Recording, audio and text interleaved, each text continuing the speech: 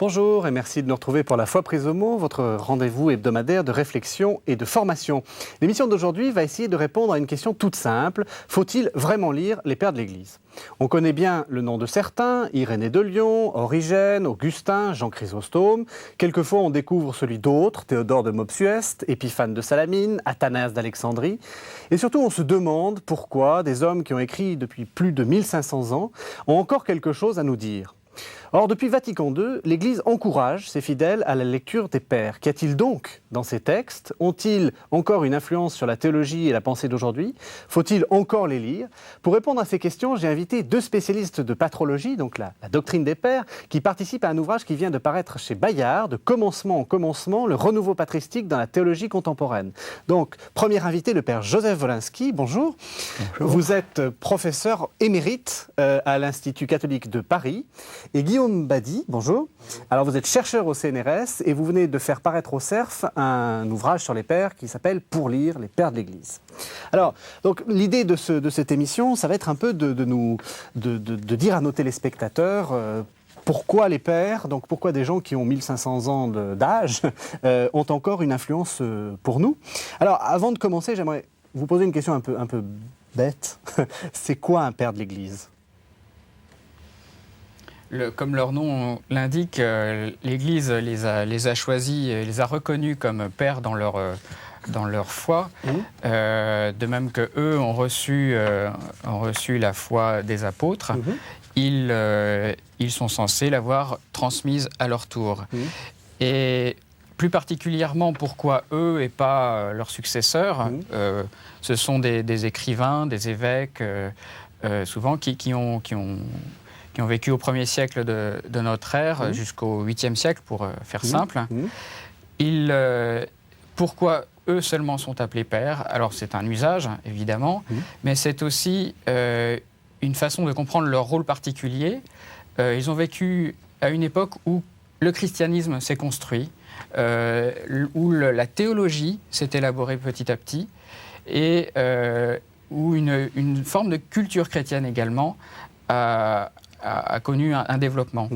Et c'est ce commencement qui est difficile à répéter, mais qui finalement persiste encore aujourd'hui. C'est peut-être l'objet de cette émission, qui permet de les appeler pères quand on, évidemment... Donc en gros, on peut dire que c'est des écrivains quoi, entre 100... 110 après Jésus-Christ et 800, quelque chose comme ça, on est... Oui. Voilà. Le premier, ce serait Clément de Rome, qui écrit vers 98. Avant, il y avait Didaché, qui est un document extraordinaire, écrit dans sa première version avant la chute du Temple, donc vers 70, repris par les chrétiens pour leur liturgie. Alors, ensuite, les dates... De l'autre côté, eh bien, je crois que d'un côté, c'est Isidore de Séville, et de l'autre côté, c'est Jean de Damascène, je pense, qui sont les... Je crois qu'Isidore de Séville est mort en 636, et puis Jean Damascène vers 749. Voilà, donc ça donne un peu à nos téléspectateurs disons le temps de cette écriture. Alors, ce qui est intéressant, c'est que tout de suite vous avez dit il y a Isidore de Séville et Jean Damascène, comme s'il y avait des pères d'une certaine catégorie et des pères d'une autre catégorie. En fait, il y a des pères qui écrivent en grec et des pères qui écrivent en latin. Voilà, qui écrivent en grec surtout au début. Mais très vite, on va avoir du latin avec Cyprien et Tertullien, en grec, mais aussi en latin. Ça va commencer un peu plus tard à se développer, surtout avec Augustin. Et il ne faut pas oublier qu'il y a aussi beaucoup de pères qui ont écrit dans d'autres langues encore, en particulier en syriaque, en arménien, en copte. Donc c'est un monde quand même qui est très très divers. Alors le syriaque ?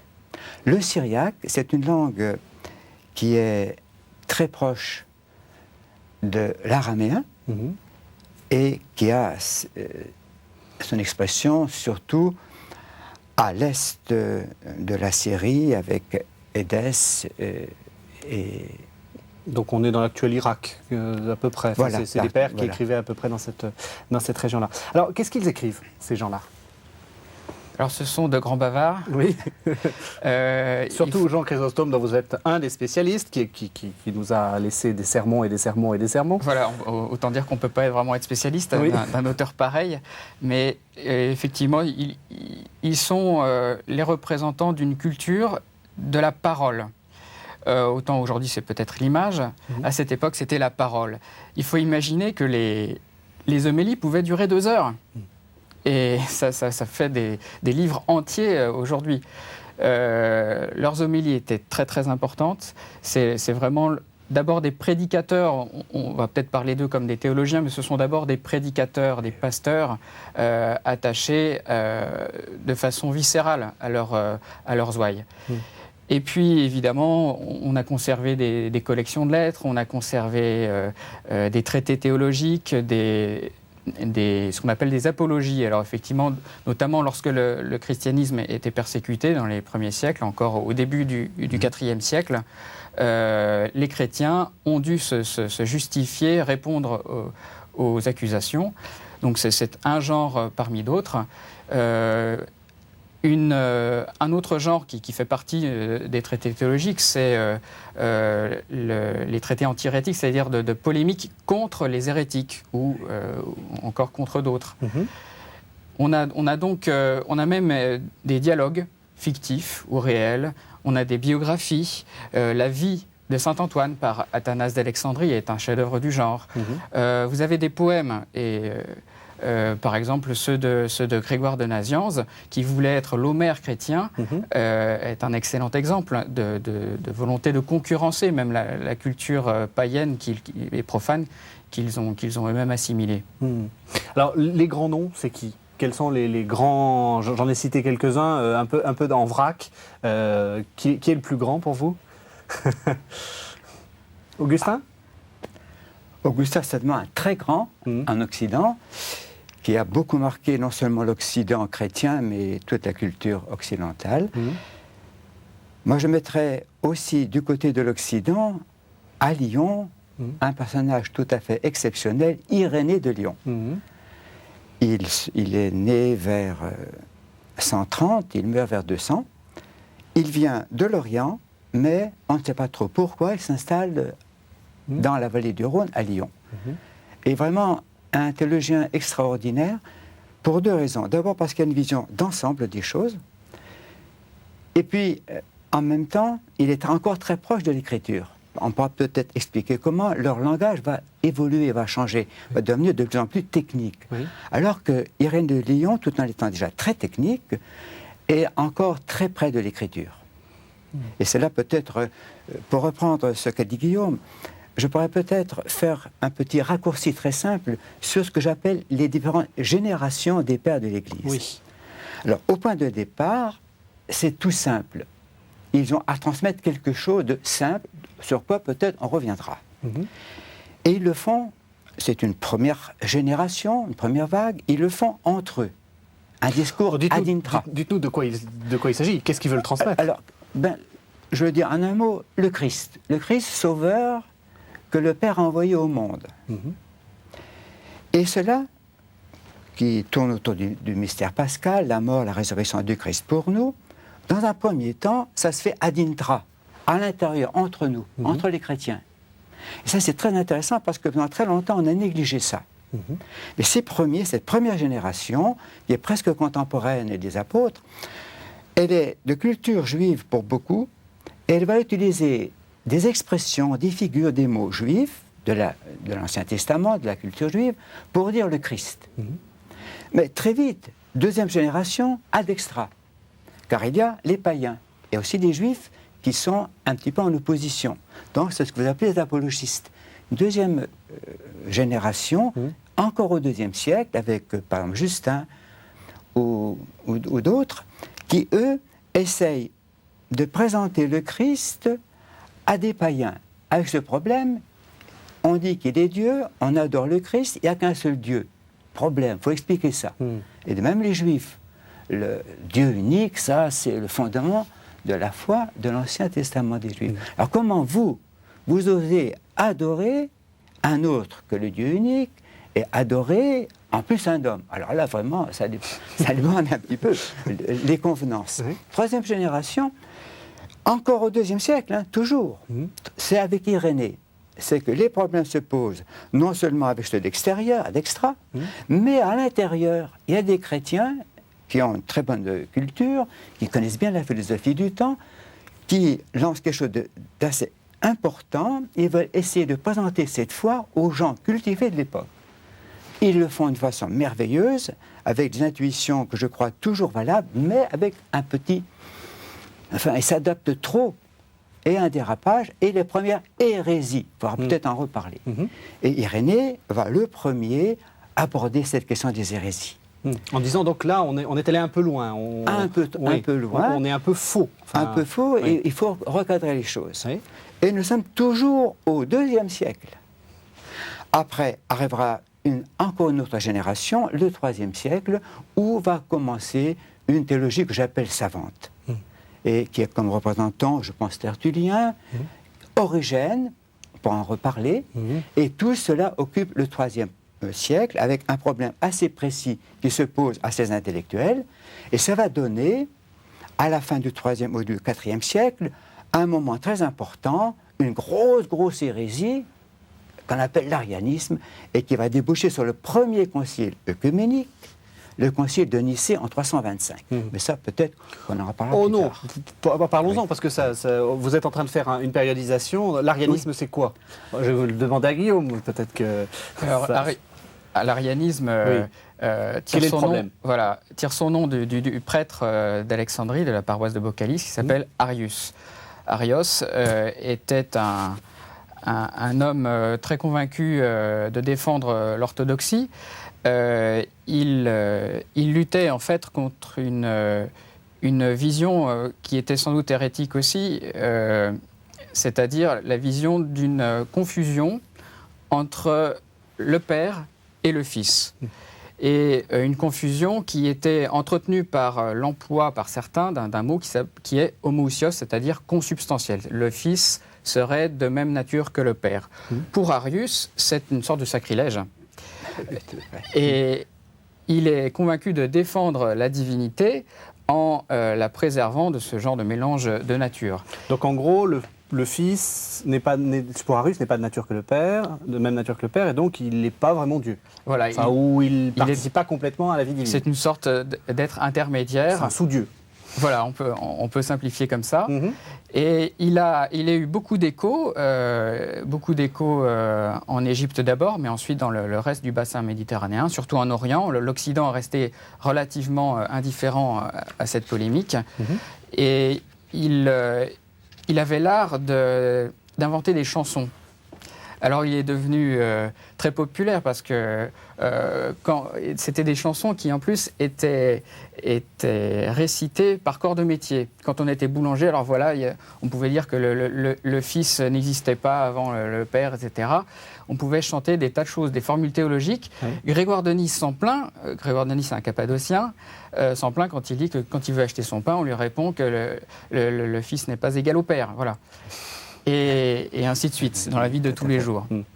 Et voilà le départ de ce concile de Nicée en 325. Donc le problème, c'est de rétablir, d'une certaine façon, une certaine orthodoxie, ou de l'inventer, parce qu'on ne sait pas si... Alors aussi, ce qui est intéressant, c'est que nous sommes au début du IVe siècle. Alors jusque-là, l'Église vit un peu en marge de la société, au début dans les catacombes, après ça se développe, il y a des chrétiens partout, même dans l'entourage de l'Empire, mais tout ça prend de l'ampleur, et il ne faut pas oublier que le IVe siècle commence par ce qu'on appelle la grande persécution. Dioclétien, attaqué sur les frontières, voudrait refaire l'unité à l'intérieur, et il a devant lui des chrétiens qui refusent de servir à l'armée, ou du moins, quand ils savent, ne veulent pas faire le serment à l'empereur. Ils ne veulent pas jurer sur l'empereur. Alors que va faire Dioclétien? Une grande persécution systématique avec des centaines, peut-être plus, enfin en tout cas pour l'époque, un grand nombre de victimes. Puis ça ne marche pas. Et à ce moment-là arrive Constantin, n'est-ce pas, Constantin le Grand, qui lui trouve que cette force-là, il ne faut pas la contrer, il faut l'utiliser. Donc, il va tendre la main aux chrétiens. Il ne va pas se faire chrétien. Oui, il sera baptisé juste sur le lit de mort, parce qu'entre-temps, il y a sa femme et puis un de ses fils qui le gêne, donc il est fait trucider. Alors, c'est quand même pas tout à fait recommandable, un gros péché, donc il va se le faire pardonner en se faisant baptiser juste avant de mourir. Oui. Mais à part ça, qu'est-ce qu'il y a? C'est que lui, il console les chrétiens pour faire l'unité. Et les chrétiens sont divisés, à cause d'Arius, justement. Et c'est pour ça qu'il y aura ce premier concile. On va, théoriquement, faire venir des gens de toute l'oïkouméné gay, de toute la terre habitée, oïkouméné, œcuménique, premier concile œcuménique, qui veut dire de tout l'Empire. Alors justement, je crois que je voudrais reprendre ce qu'a dit Guillaume. C'est très intéressant de remarquer que pour Arius, attention, pour Arius, le Fils, le Christ, c'est pas n'importe qui, c'est pas un homme divinisé, hein. Attention, c'est beaucoup plus subtil que ça. C'est quelqu'un qui est ni Dieu ni homme, un peu moins que Dieu, un peu plus qu'homme. Il fait le lien. Pourquoi? Parce que, c'est évident, personne ne peut supporter la main nue de Dieu. Si Dieu vient à vous, même par les meilleures intentions, si le feu s'approche de vous, même s'il ne le veut pas, il va vous détruire. Oui. Alors Dieu met les gants. Il crée un premier, un unique, qu'il appelle Fils, et avec lui va commencer tout le reste. Et ça, je crois que c'est quelque chose qui est toujours présent. C'est-à-dire, Dieu, il est tellement grand, il est tellement beau, il est tellement parfait, on va le laisser à distance. Mais il faut faire un pont. Donc avoir un intermédiaire, pas un médiateur, attention, un intermédiaire qui est entre. Oui. Et là, je crois que je rejoins tout à fait ce que disait Guillaume. Donc on est en 325, et après, quelles sont les grandes périodes de l'histoire de ces pères? Peut-être que Guillaume... Ça va être un peu trop simple, évidemment. On appelle le 4e siècle et le 5e siècle l'âge d'or. Alors, c'est un âge d'or où il y a eu des schismes de façon massive, où l'Église n'a pas toujours été un modèle, mais où la littérature est exceptionnelle. Donc, et c'est un âge qui est marqué par 4 conciles écuméniques majeurs. Grégoire le Grand parlera comme des 4 évangiles de la foi. Donc Nicée en 325, alors Nicée c'est pas loin d'Istanbul aujourd'hui. Ensuite, Constantinople, donc Istanbul aujourd'hui, en 381. Cette fois-ci, contre les adversaires de la divinité du Saint-Esprit. On a déplacé le problème qui concernait le Fils. Est-ce que le Fils est Dieu? Finalement, on a répondu oui. Et puis, on a mis 50 ans à se mettre d'accord là-dessus. Ensuite, on se pose le même problème. Si c'est pas le Fils, c'est l'Esprit qui n'est pas Dieu. Ah, mais si, finalement. Donc, concile en 381. 3e concile à Éphèse, donc toujours en Turquie actuelle, en 431, cette fois-ci contre Nestorius, qui prétendait qu'il y avait en quelque sorte deux personnes en Jésus, l'une divine et l'une humaine, qui n'étaient pas identiques. 4e et très important concile, Chalcédoine, donc toujours près de... En fait, c'est Istanbul aujourd'hui. Chalcédoine en 451, qui définit la doctrine célèbre des 2 natures du Fils. Voilà, donc c'est un âge très important du point de vue dogmatique et littéraire. Et puis, alors après, vous avez ce que moi j'appellerais les dernières lumières de la culture gréco-latine chez les pères en termes culturels et littéraires. C'est ce qui détermine, je pense, la suite de cette période. Ce sont des auteurs originaux qui s'appuient déjà sur une certaine tradition. Les pères sont déjà reconnus comme tels, comme une tradition forte. Mais alors, la production reste magnifique. Alors, c'est effectivement un accompagnement aussi de conciles écuméniques importants qui continue. 553, Constantinople III, 680, 681 et 787, Nicée II. Donc, le développement dogmatique continue à cette époque-là, de même que la production littéraire. Bon, alors, en faisant cette histoire... On va peut-être reprendre un peu ce qu'il a dit, pour le reprendre un peu dans la même ligne. En m'appuyant sur ce qu'on a dit avant. Qu'est-ce qui se passe à Nicée? À Nicée, on met le Fils sur le même plan que le Père. Pour le faire, comment on fait? Ben, c'est tout simple. Pour Arius, le mot de Père, c'est trop compromis dans nos expériences. Et je crois qu'aujourd'hui, avec la mort du Père, on pourrait dire à peu près la même chose. Appeler Dieu Père, si on a un Père qui n'a pas été très gentil avec nous, ben, ça vous fait un mauvais départ dans la foi. Alors qu'est-ce qu'il faut faire? On va prendre un autre mot, un mot chimiquement pur ou métaphysiquement pur, le mot agennetos. On ne sait pas trop ce que ça veut dire, mais ça va très bien pour vous. C'est du grec. C'est du grec inengendré. Oui. Et du grec en plus. Alors que fait le Concile de Nicée? Et ça, c'est assez peu remarqué, mais je crois que je voudrais le souligner. Le Concile de Nicée, même s'il emploie des mots philosophiques, homotion, consubstantiel, ou sia substance, en fait, qu'est-ce qu'il fait? Tout simplement, il revient à l'écriture. Et il dit, Dieu, c'est pas genetos, Dieu, c'est pater, c'est père. Ah oui, mais père, ça ne convient pas. Justement, si ça ne convient pas, il faut peut-être reposer autrement la question. Ne pas dire, un père, je sais ce que c'est, et avec ça, je vais faire passer un petit examen à Dieu pour voir ce que ça marche pas. Non, il n'y a qu'un père, c'est Dieu le Père. Et il n'y a qu'un fils, c'est le Fils. Et c'est le début de la Trinité.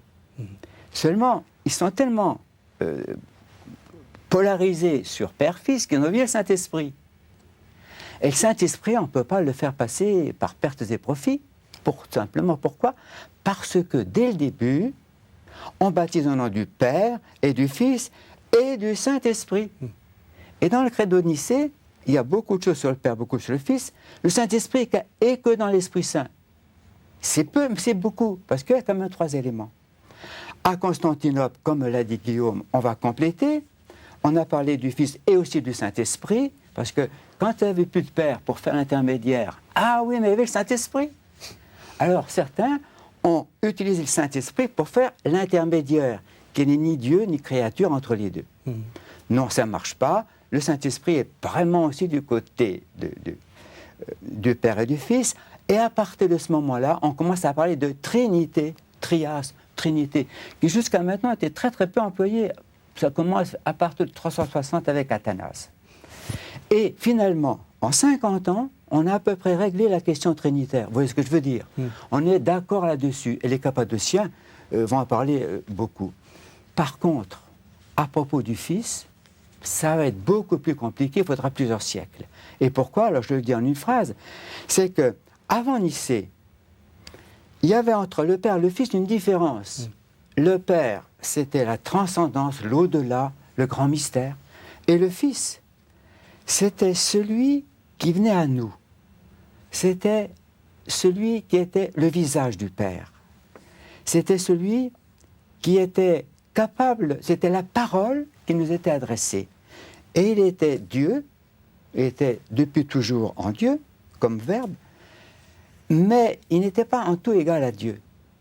Et à ce moment-là, tout ce que Dieu fait pour nous, tous les contacts entre Dieu et nous, c'est le Fils qui le prend sur lui. Le Père se spécialise dans la transcendance, le Fils fait dans la communication, si je puis dire.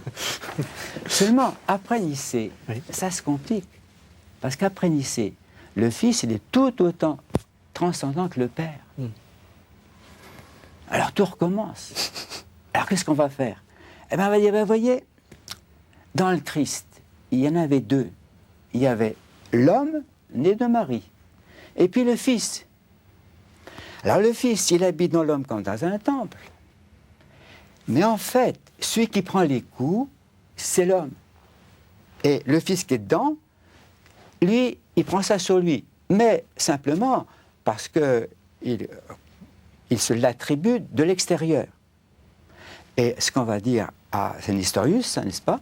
Il y a 2 dans le Christ. Il y a un homme et le Fils de Dieu qui habite dedans. Et Cyril dit non. C'est la même personne. C'est le même Verbe, Fils de Dieu, qui s'est intégré, qui s'est d'une certaine manière greffé en lui-même l'homme.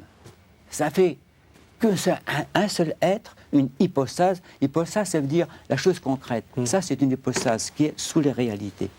Donc, une seule hypostase qui est Dieu incarné. Et donc, on insiste sur l'unité. Ah oui, mais l'unité, finalement, est la distinction. Donc, Chalcédoine va reprendre tout le problème en insistant sur en même temps la dualité.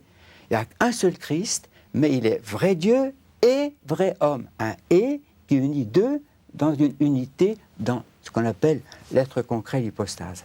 Et ça, pour être un peu, acclimaté, pris dans l'Église, ça a pris plusieurs siècles. Et comme l'a dit Guillaume, malheureusement, ça a provoqué des déchirures qui existent encore aujourd'hui. Les églises sont séparées, on fait diversion et restent encore jusqu'à maintenant séparées. Et on commence depuis peu à reprendre un dialogue, à se rendre compte que finalement, on croyait quand même au même mystère. Alors déjà, en faisant cette histoire, vous nous donnez déjà une forme d'actualité, parce que on est déjà... le problème des deux natures du Christ ou des rapports entre le Père et le Fils, on voit bien que c'est quelque chose qu'on n'a pas vraiment réglé. C'est-à-dire que quand on est en train de réfléchir théologiquement, soit on suit la ligne mettons pour le Christ, la ligne de l'homme, et à un moment on tombe sur un problème, donc on repart sur la ligne de Dieu. Enfin, c'est très difficile de concilier les deux. Alors, qu'est-ce qui, dans la théologie actuelle, est inspiré des pères ? Est-ce que les gens s'en servent justement de cette théologie patristique pour leur propre synthèse ? Alors, il y a de grands théologiens au XXe siècle qui étaient patrologues, au moins dans leur jeunesse. Le père Henri de Lubac, un jésuite français, mais également le Suisse Hans Urs von Balthasar, qui a déployé une immense œuvre. Et puis, un théologien qui a eu un rôle non négligeable à Vatican II, au Concile Vatican II, c'est Jean Danielou. Donc ce jésuite français qui a cofondé avec Henri de Lubac la collection des sources chrétiennes a permis, par exemple, d'élaborer la doctrine de la source unique de la révélation. Je prends cet exemple qui est assez célèbre.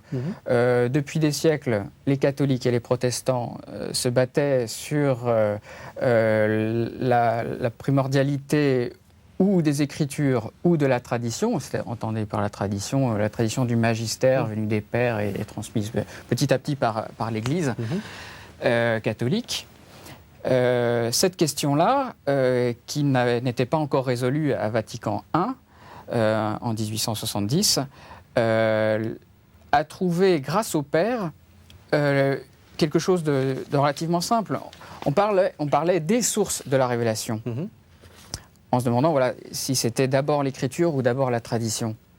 Et puis on s'est bien sûr aperçu que, en bonne théologie, la vraie et première source, c'était le Christ lui-même, Dieu lui-même, dont découlent les deux autres sources.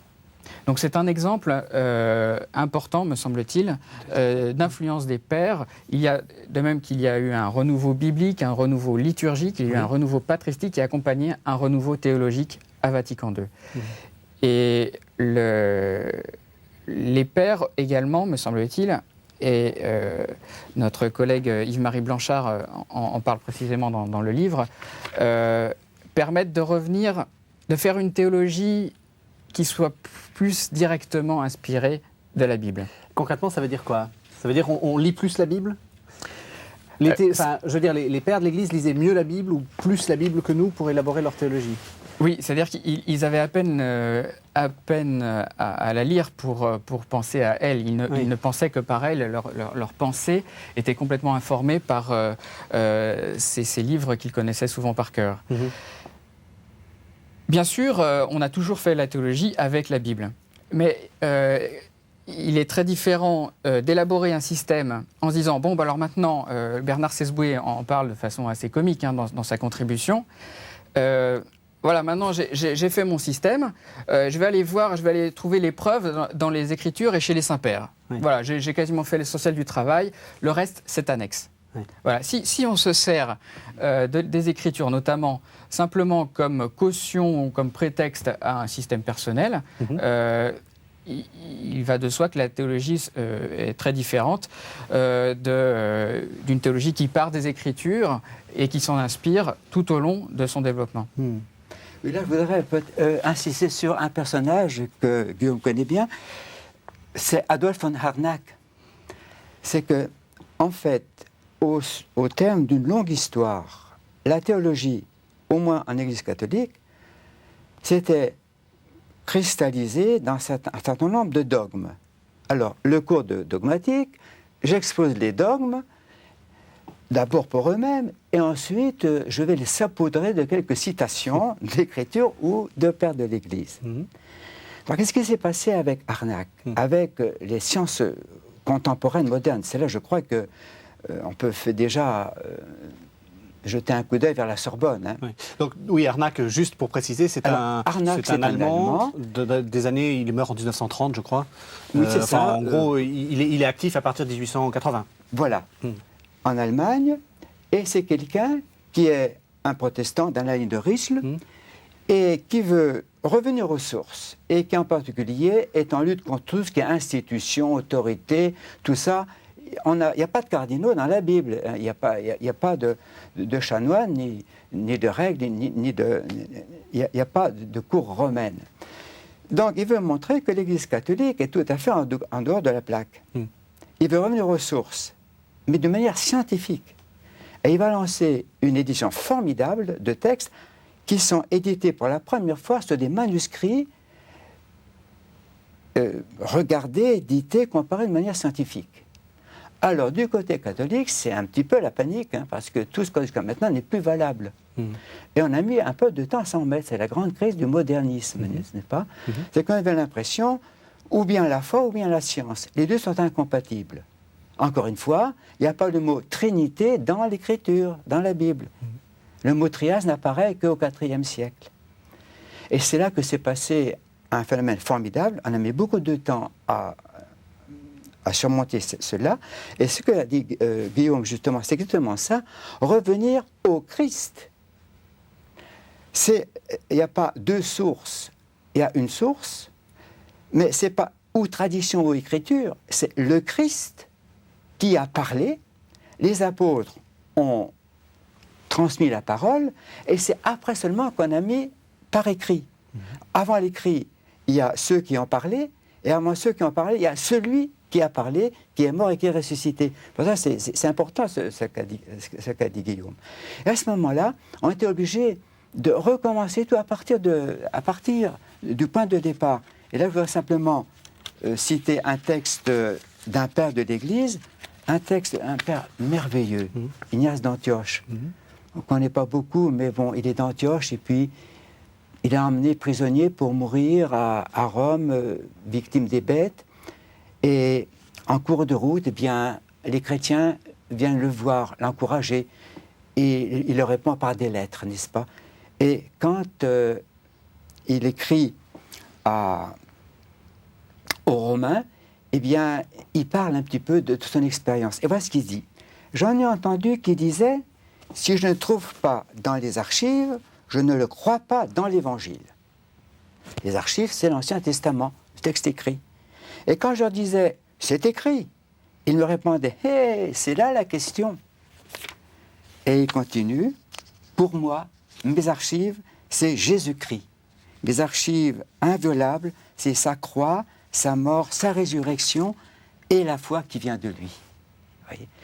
Et donc, voilà, il revient au Christ. Et ce que fait ici Ignace d'Antioche, les premiers pères le font d'une manière un peu spontanée, puis de plus en plus réfléchie.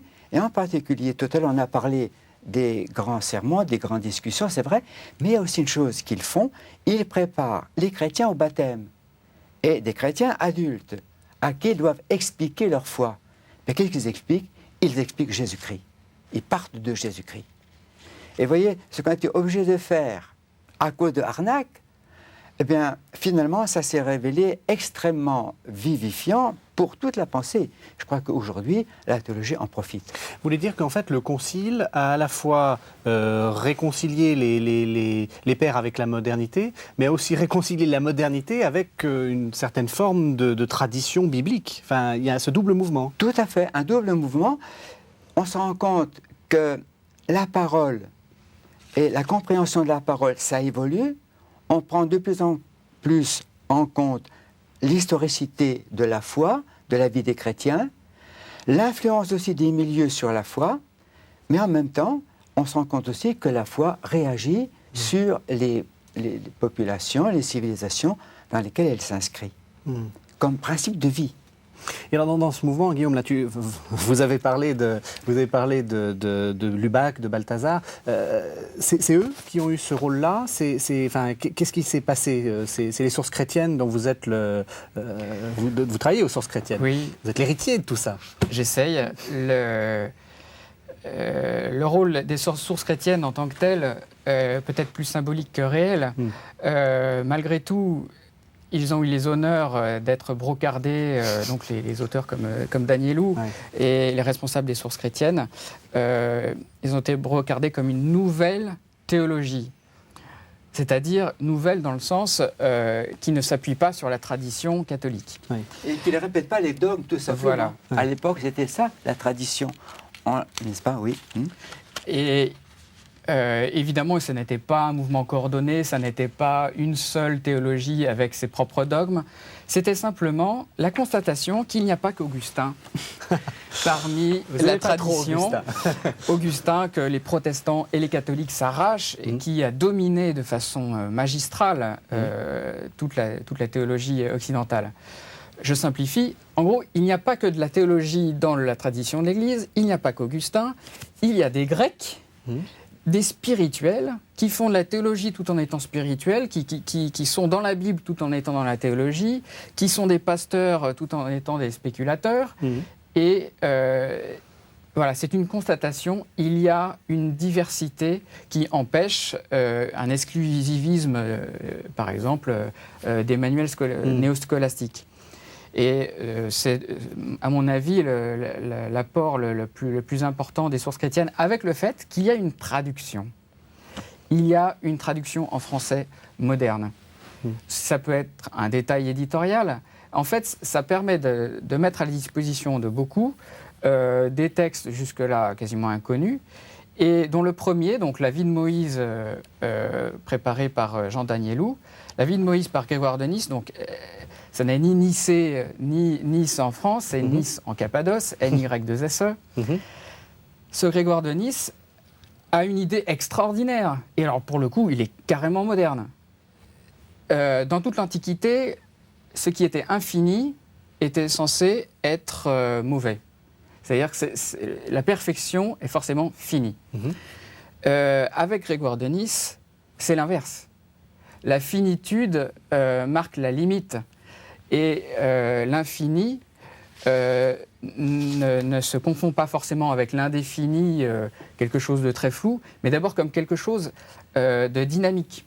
Et donc, ce qui veut dire concrètement le changement, qui est le fait et parfois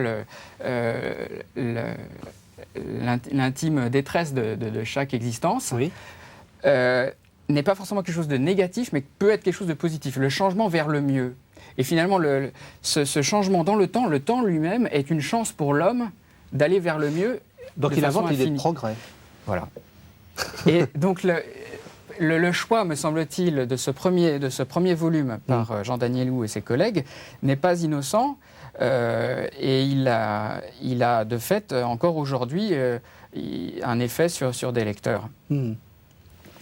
Alors, oui, il y a dans la vie de Moïse, tout au début, un passage très intéressant dans lequel Grégoire de Nysse explique que notre naissance n'est pas quelque chose de ponctuel, mais c'est quelque chose qui se fait tout au long de notre existence. Une naissance qui dure. Pourquoi? Parce que la vie de Dieu en nous se développe et cela se fait dans une dimension qui échappe à l'homme parce que, uni au Christ, il est comme greffé sur Dieu lui-même, sur le Fils de Dieu lui-même. Voyez. Alors c'est là que la résurrection, le mystère pascal, ont une influence extraordinaire, parce que c'est l'humanité du Christ, le Jésus né de Marie, mais uni au Verbe, qui est comme saisi et tout au long de sa vie, progressivement transformé en Fils de Dieu. Il devient Fils de Dieu, lui qui est déjà Fils de Dieu. Et ça rejoint à des problèmes tout à fait contemporains, en particulier la position de...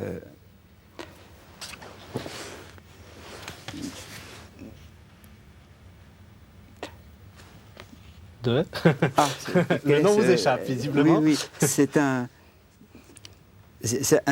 théologien contemporain pour qui on ne peut pas admettre que Jésus soit Dieu au point de départ.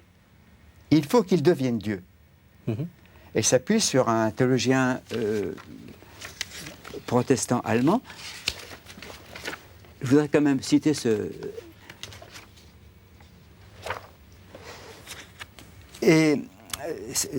cette idée que, en fait, le fait d'être fils de Dieu est quelque chose, premièrement, de dynamique, deuxièmement, qui est coextensif à toute la vie de Jésus. Oui. C'est dès le début que Jésus, qui est fils de Dieu, devient fils de Dieu, avec ce passage décisif de la résurrection. Simplement pour lui, pour qu'il puisse devenir Dieu, on ne peut pas admettre qu'il soit Dieu au point de départ. Donc au point de départ, il n'est qu'un homme qui devient Dieu, et après un effet rétroactif sur son passé. Mais simplement, moi je crois qu'on peut reprendre cette très belle théologie en disant que pour qu'il puisse devenir Dieu, il faut qu'il soit déjà Dieu. Parce qu'autrement, si les deux étaient exclusifs, il n'y a pas de raison que ça devienne compatible après, si ce n'est pas au point de départ. Donc, étant fils de Dieu, il devient fils de Dieu. Alors, il nous reste quelques minutes. J'aimerais, pour nos téléspectateurs, que vous nous disiez quels seraient les théologiens, pères de l'Église, qui vous semblent les plus proches des problématiques actuelles. Vous nous avez dit, faut pas lire Augustin. Enfin, il faut lire Augustin, bien entendu. Lisez les Confessions, bien sûr. Oui, il faut lire les Confessions. Mais qu'est-ce qui actuellement peut rejoindre une certaine forme de modernité, donc une certaine forme d'actualité? Quels textes, quels auteurs, alors, je vais vous faire une petite suggestion. Si je vous dis Origène, par exemple, tout le monde parle d'Origène. Est-ce que c'est moderne, Origène? Origène n'a jamais été égalé, à mon sens. Alors même qu'il était hérétique, ça c'est mal terminé. Voilà, il était hérétique, il est redevenu citable à partir de Vatican II, qui ne s'en prive pas. Origène a ouvert à la théologie, à l'exégèse chrétienne, tout un champ culturel qui était la culture alexandrine. C'est-à-dire une culture de philologie, d'étude des textes, et de travail sur les textes eux-mêmes avant de travailler sur les idées. Alors on dit beaucoup qu'il fait beaucoup d'allégories, c'est-à-dire qu'il part du texte pour parler d'autre chose. C'est pas tout à fait vrai, il commence toujours par s'intéresser au texte lui-même. Et il a, pendant des siècles, cette façon de faire de l'exégèse et de la théologie a été ignorée. Oui. Alors même que quand on lit le dernier livre de Benoît XVI, c'est pas Origène, c'est pas de l'Origène, mais c'est exactement cette technique-là. C'est-à-dire qu'il commence à lire la Bible, et à lire le texte biblique de manière très précise, et ensuite il en tire une forme de méditation théologique. Enfin, on revient sur une sorte de forme d'origénisme, au moins dans la méthode. Je trouve que c'est assez frappant. Le pape Benoît XVI, qui était avant cardinal Ratzinger et qui connaissait très bien les pères d'Église. Alors sinon, qui lire? Qui est en résonance avec une certaine forme de modernité? On a cité tout à l'heure Ignace d'Antioche. Il me paraît important dans la mesure où il a connu une situation de persécution et où surtout il se trouvait dans un monde plutôt hostile. Alors, je ne crois pas que les chrétiens aujourd'hui, en tout cas en France ou en Occident, se trouvent vraiment dans une situation hostile.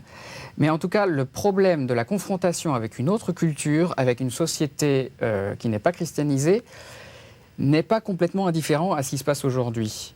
Et il ne s'agissait pas d'une logique d'affrontement, mais plutôt d'un dialogue ou d'une appropriation de la culture. C'est le rôle d'un Clément d'Alexandrie, par exemple. Appropriation de la culture profane pour développer la culture chrétienne propre. Et autre aspect, par exemple l'expression les chrétiens sont dans le monde comme l'âme dans le corps, ou ils sont comme le levain dans la pâte. Voilà, il n'y a pas... Les chrétiens ne sont pas différents, ils ne sont pas à être séparés de la laïcité, ils font partie d'un monde laïque. Alors là, j'extrapole évidemment, les deux mondes sont trop différents, mutatus mutandis. Mais encore pour des questions d'actualité sur ce que c'est que la paternité. Ou la personne humaine. Les pères de l'Église ont développé le concept de personne et ils ont beaucoup parlé de la paternité et ils ont défini la relation de paternité comme un engendrement, mais pas seulement. Il n'y a pas seulement l'engendrement, il y a l'adoption par lesquelles nous-mêmes nous sommes appelés. Enfin, les chrétiens sont à certains décrets d'ADN, par exemple. C'est ce que vous pouvez penser, mais il me semble que l'Esprit Saint également, qui n'est pas né par engendrement, est encore une piste théologique qui a des résonances évidentes sur la façon de concevoir l'homme aujourd'hui. Et on trouve ça chez qui? Alors vous trouvez ça par exemple chez Athanase. Chez Athanase, qui s'amuse à parler de ceux qui critiquent les partisans de la divinité du Saint-Esprit, en disant voilà, mais alors je ne comprends pas, si le Fils est le Fils du Père et que le Saint-Esprit aussi dépend du Père, alors ils sont deux frères. Ou bien alors, si l'Esprit vient du Fils, alors c'est son Fils aussi, du coup le Père c'est le grand-père du Saint-Esprit. Voilà, ce genre de dialogue assez comique auquel essaye de répondre Athanase. Père, qu'est-ce que vous nous proposeriez J'insisterai beaucoup sur Irénée. D'abord parce qu'au terme d'un travail de 20 ou 30 ans, on a maintenant, en un seul volume, tout son grand traité contre les hérésies. Alors, il ne faut pas que le titre fasse peur. Contre les hérésies, simplement, pour répondre à des hérésies très intelligentes et qui posaient le problème de façon globale, Irénée reprend le problème d'une façon globale et donne une première vision grandiose et très optimiste de grands plans d'amour de Dieu pour les hommes. Avec une distinction, entre autres, je vous donne un petit exemple, cette distinction selon sa grandeur, selon son amour. Selon sa grandeur, on ne peut pas connaître Dieu. Il nous dépasse. Mais selon son amour, Dieu se révèle à qui il veut, comme il veut, quand il veut, dans les économies. Et c'est pour chacun de nous, finalement. Il se révèle à moi à travers l'Église, les Écritures, et puis à travers les contacts que j'ai. C'est comme ça que Dieu veut se révéler à moi, à travers mon frère. Donc, ça, c'est quelqu'un de magnifiquement équilibré, optimiste. Maintenant, il y en a certainement d'autres. Et là, peut-être qu'on pourrait jeter un coup d'œil sur Origène. Et Origène, pour le comprendre, je crois que pour ceux qui ont le courage, alors là, bon, il faut être un petit peu... se lever demain matin, mais Histoire et Esprit, là, hein, ce livre qui a été réédité. Attendez, je vais le montrer directement aux téléspectateurs, ça permettra de le... On va le mettre sur la caméra là, comme ça les gens pourront voir directement. Donc Histoire et Esprit du cardinal Henri Glibach. Simplement en sautant les premiers chapitres, parce qu'au départ, il fait du déblayage, tout ce qu'on dit de mal sur Origène. Mais à la fin, il y a plusieurs pages qui sont sublimes. En particulier, il parle des incorporations du Logos. Le Logos, les pères apologistes avaient utilisé ce mot, le Verbe. Le Fils de Dieu, c'est le Verbe, c'est la pensée, c'est la parole interne du Père. Mais ce Verbe est présent partout. Il est présent dans les Écritures, qui sont comme un corps du Verbe. Il est présent dans le corps du Christ, il s'est incarné. Mais il est présent aussi dans l'Eucharistie, c'est le corps du Verbe. Il est présent dans l'Église. Il est présent dans le monde. alors ça fait une sorte de présence du verbe partout. Et ce qui est intéressant, c'est que si on se pose la question, quelle est la présence la plus importante? Ben, finalement, c'est la présence dans l'Église. Toutes les autres présences tournent autour de cette présence où l'Église et les hommes, parce que par l'Église, c'est toute l'humanité, est comme partie prenante du Christ, n'est-ce pas? Donc tout ça se trouve dans Origène. Tout ça dans Origène est bien présenté par ce livre. Alors, en particulier, à propos de Grégoire de Nice, là, eh bien, dans notre livre, là, on a cité de commencement en commencement, c'est une parole des commencements qui n'ont pas de fin. Et c'est intéressant parce que je citais ça au début, et puis Guillaume, à la fin, dans une reprise, le reprend. Donc, cette phrase-là est au début et à la fin de ce livre. Eh bien, cette phrase-là est tirée du cantique des cantiques de Grégoire, du commentaire du cantique de Grégoire de Nice. Et ce commentaire, on peut le lire en français dans 2 éditions. J'ai vérifié, les 2 sont encore sur le marché. Petite édition qui est faite par, ce sont des extraits, oui. C'est des extraits de Jean Danielou et de Mariette Canivet qui les commentent. Et puis, on retrouve ce cantique des cantiques dans une édition où l'ensemble de l'œuvre, la collection Migne, que les spécialistes connaissent bien.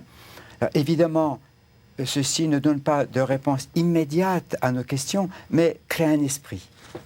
Merci à tous les deux. Donc ça nous donnera envie d'aller lire les Pères de l'Église. On se retrouve quant à nous la semaine prochaine pour un nouveau numéro de La Foi prise au mot. Merci beaucoup.